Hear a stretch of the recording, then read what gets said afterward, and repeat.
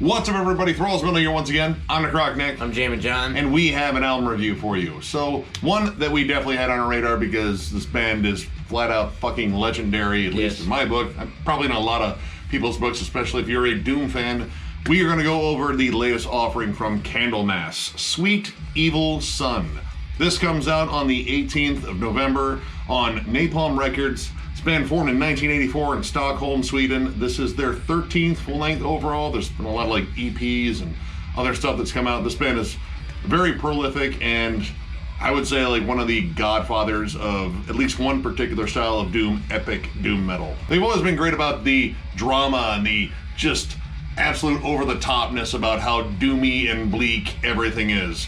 This is pure bummer music, but it's done in such a way that it's just infectious. This band has written so many fucking killer albums.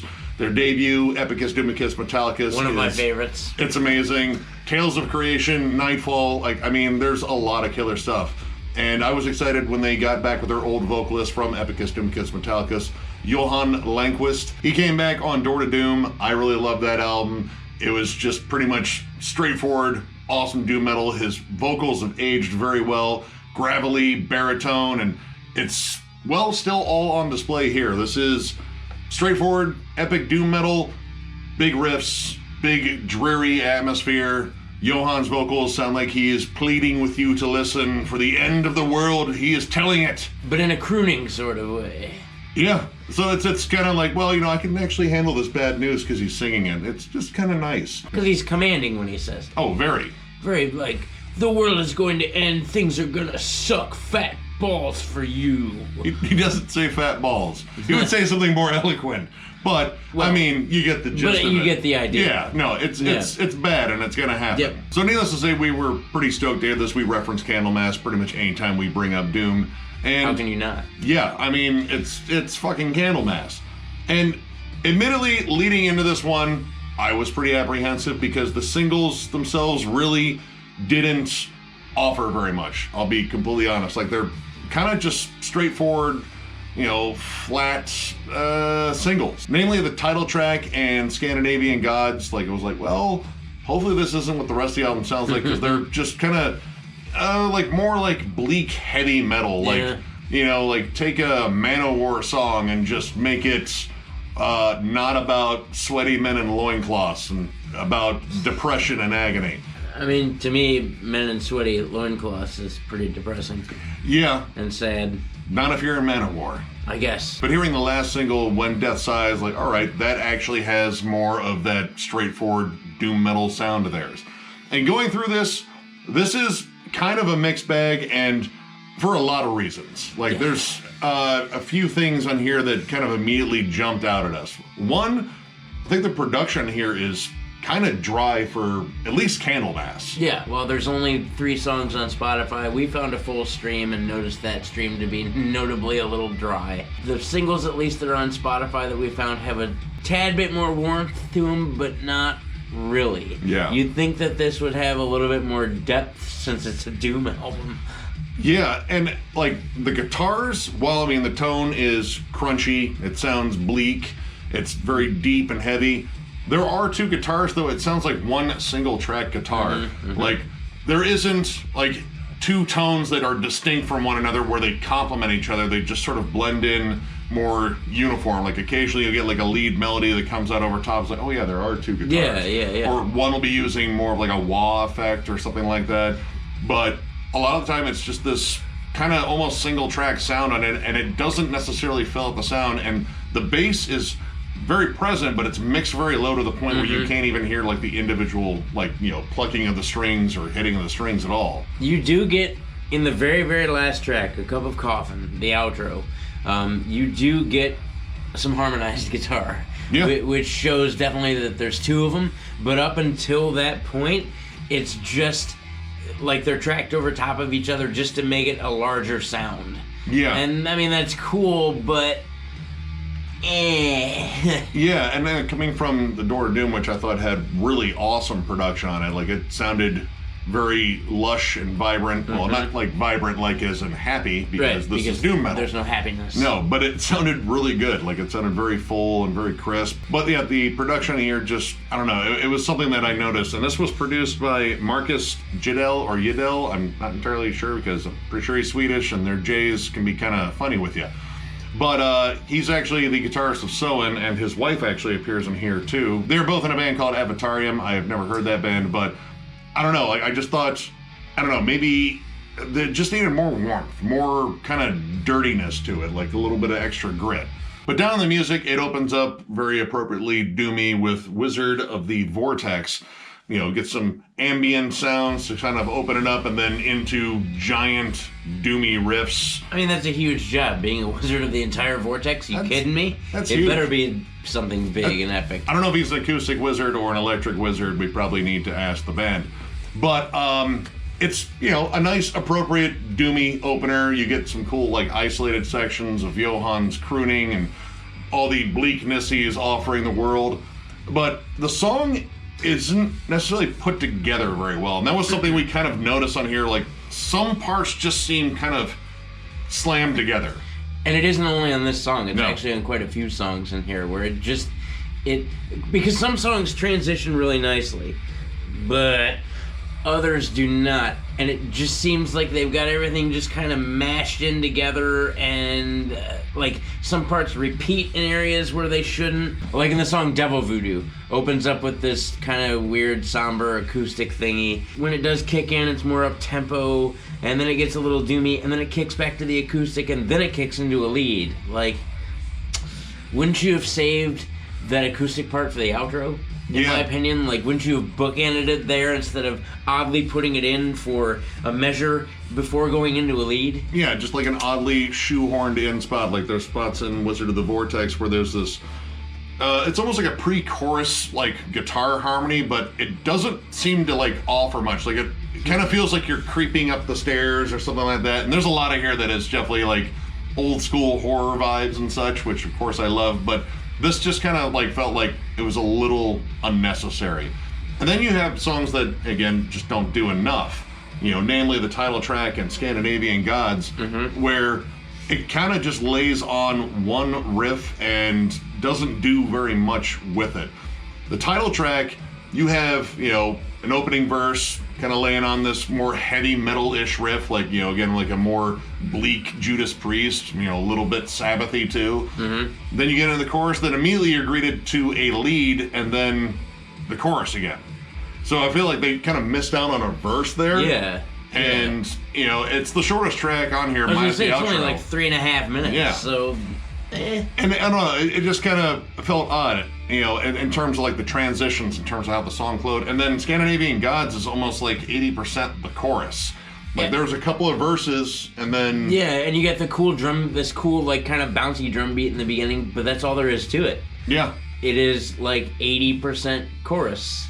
But before we get down in the doom dumps too much, because this album still has some really good fucking tracks on it. Yes, it does. The glaring ones that were kind of out of place or just felt incomplete kind of stood out right away. Well, you get down to songs like Angel Battle and Black Butterfly. Ugh. This is what I want from Candlemass. Me too. Like, literally all the time. Everything flows beautifully in these songs. You have the giant doom metal riffs, extra slow, dirty sounding breakdowns, bleakness fucking everywhere. Johann is fucking on point with the vocals. Yeah, it's everything you want out of doom metal. You know, the leads fit in really well. The song feels more fine-tuned, and that was something where it was like such a stark difference from some other material on here. It was like, man, this sounds like an absolute complete thought here. Yep. Crucified does the same thing, actually. Almost verbatim in the same style. Sad, somber, and ridiculously heavy, doomy breakdown. Oh. Just, And they close on that breakdown, throw in some church bells on there. I mean, again, there's something about church bells in metal where when you hear them, that's an evil church. And especially you know in doom metal, yeah. too. Just, it really drives home. Just, church bells. Ding. This is a building of misery. Please come in. And I would even say on Goddess too, which is a good combination of like the more up-tempo sort of like riffy banger they would want in the shorter songs, but combined with the gloriously doomy stuff that they excel at. These songs fit together really well. Like, they are easily the strongest songs on here. But then, you know, when you get like the other songs in here, like, man, I just feel like there is such a difference in terms of like the songwriting, in terms of the construction, even in terms of like the mood overall too. Yeah, it overall just kind of sounds like maybe it was rushed. I don't know. But it's just like a string of incomplete thoughts. And don't get me wrong, on every track, there's a riff. Oh, yeah. There's a doomy melodic riff, and you're just like, yeah. But the way that it's presented sometimes on most of the songs on this album is just kind of like, okay. Yeah. Like, why? Like, stitched together sometimes. And, I mean, honestly, it wouldn't be so bad if the contrast between the songs that we think are fucking great versus the ones that are just kind of wasn't so great. Like, this is like, you know, miles of separation between these tracks here. I suppose like somewhere in the middle maybe would be When Death Sighs, which I think is a pretty cool track. I like the more isolated vocals and guitars on there, and it kind of sounds like Johan is doing like an audiobook or books on tape for people that are much older.